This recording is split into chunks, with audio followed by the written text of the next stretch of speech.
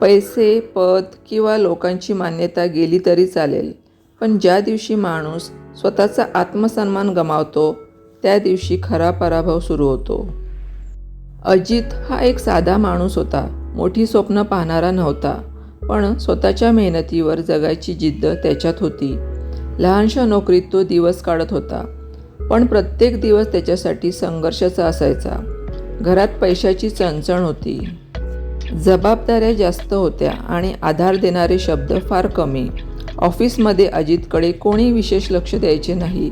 त्याचं काम घेतलं जायचं, पण त्याच्या कष्टाची दखल घेतली जात नव्हती. काही जण तर त्याच्याशी कमीपणाने वागायचे, तर काही जण त्याला गृहीत धरायचे.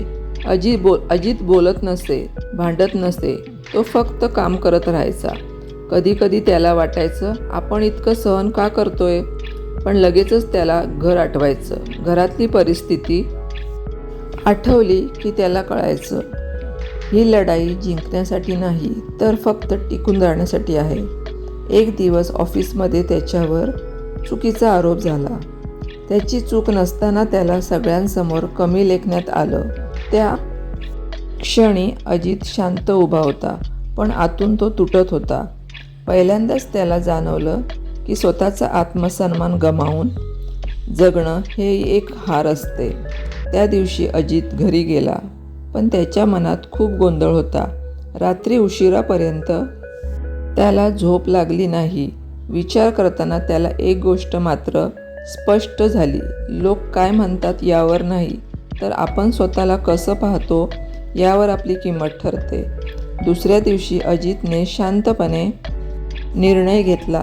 तो ओरडला नाही, भांडला नाही, पण स्वतःसाठी उभा राहिला.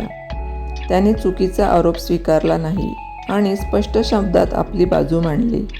त्याला माहीत होतं याची किंमत त्याला मोजावी लागू शकते, पण आत्मसन्मानाची किंमत त्याला त्याहून जास्त वाटत होती.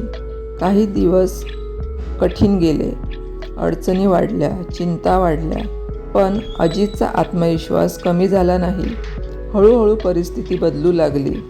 लोकांनी नाही, पण अजितने स्वतःला वेगळ्या नजरेने पाहायला सुरुवात केली. त्याला समजलं की यश म्हणजे मोठं पद किंवा मोठा पैसा नसतो. यश म्हणजे संकटातही स्वतःची किंमत न विसरणं आणि जगण्यासाठीची खरी लढाई म्हणजे परिस्थितीशी नाही, तर स्वतःच्या मनाशी लढणं असतं.